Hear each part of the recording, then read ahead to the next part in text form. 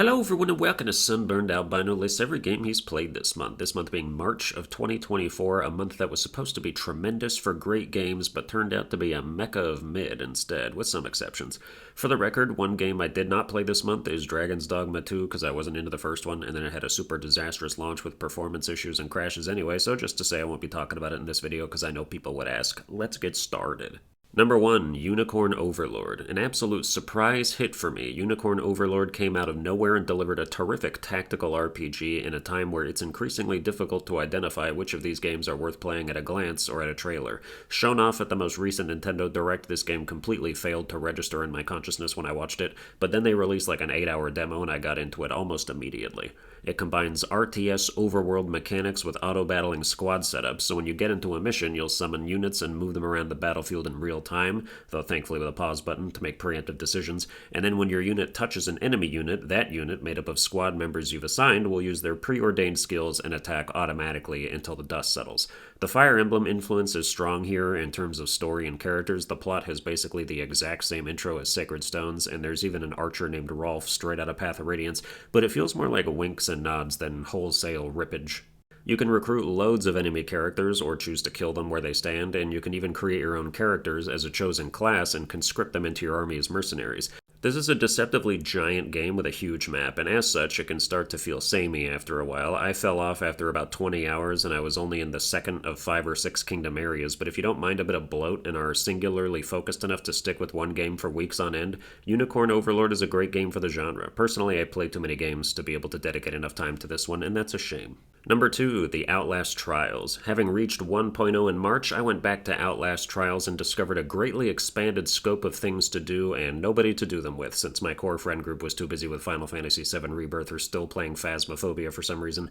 I always liked this game since its early access debut. The objective-based stealth gameplay is fun multiplayer action and remains that way, but public lobbies just aren't the same as queuing up with friends who deliberately take all the enemy aggro and get demolished while you scoot by unnoticed and accomplish stuff and get an A+ rank. This game is super underrated. Number 3, Lightyear Frontier. I really wanted to like this game, and did for a couple hours, but it's so agonizingly slow, it's almost faster to start a farm IRL. I love the idea of piloting a mech as a farming implement, shooting seeds into plots chain gun style, watering them with AoE blasts, and upgrading your mech's capabilities, but speed upgrades take too long to unlock, and you're at the mercy of the game's willingness to actually spawn the resources you need.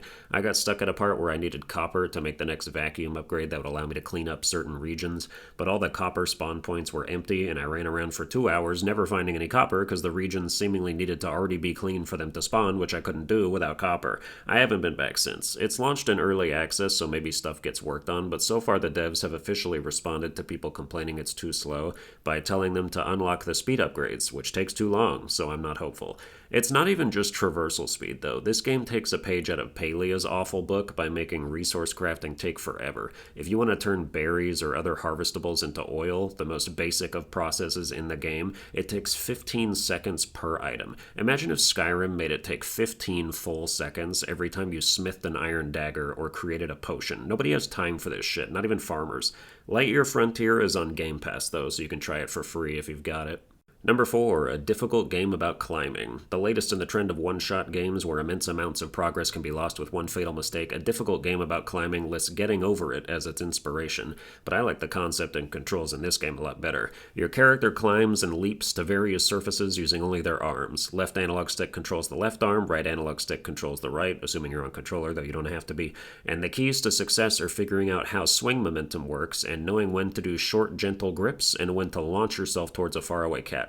This game is more forgiving than others because there are 4 or 5 checkpoint pools as you ascend that become the default setback point if you fall, but there are still areas where you might get sent to a previous checkpoint or even all the way back to the bottom if you fuck up royally enough. My first attempt took about 4 hours to reach the end, but after a couple more my record is around 45 minutes, though I could easily knock it down to like 20 if I took care of a couple problem areas. I've never been a serious speedrunner, but games like this make it fun to cosplay as one.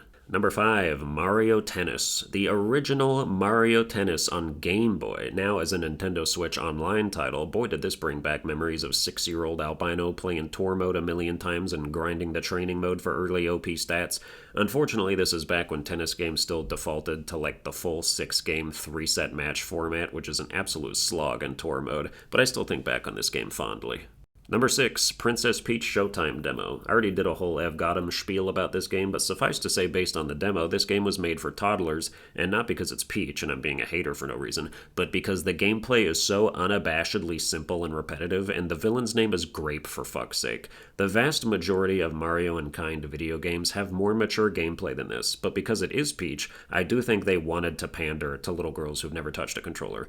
The different costumes and variety is cool in concept, but it's all executed so blandly to where you're either mashing your way through combat or doing basic minigames that wouldn't even be complex enough for Mario Party. Absolutely not worth being a full-priced game, and it's even got performance issues, which Mario games almost never have. By contrast, Luigi's Mansion 3 came out almost 5 years ago, looks gorgeous, runs perfectly, and is a near-flawless game with mechanics that can appeal to all ages. Peach deserves a better game than this. Any Mario character would. Number 7, Rise of the Ronin. I was excited for this game, but as a Neo and Wolong fan, I don't think Rise of Ronin's combat feels as good, so it sucks that this is the combat system that's been thrust into an open world where we have to deal with it for way longer. One of the issues is circle being dodge and sprint, while square is attack. It's just an awkward transition for your thumb on the controller from sprinting to attacking that makes sprint attacks feel bad to do. They also changed the deflect system from Wolong, assigned it to triangle, and made it a clunky weapon attack, which makes it a lot more slow and committal. It just doesn't feel good, and the open world is tacked on in a game that didn't need it. I only do boss rankings for games that I like enough, Balan Wonderworld notwithstanding, and the vast majority of the bosses I found were just the same type of dude with a different name, so I don't think it would be that interesting anyway, and I basically abandoned the game already after a few hours. But that's every game I played this month. Tune in next month for every game I played that month. Like, share, and subscribe. Watch all my other videos with your Blade Twin sitting uncomfortably close to you, and I'll see you guys next time.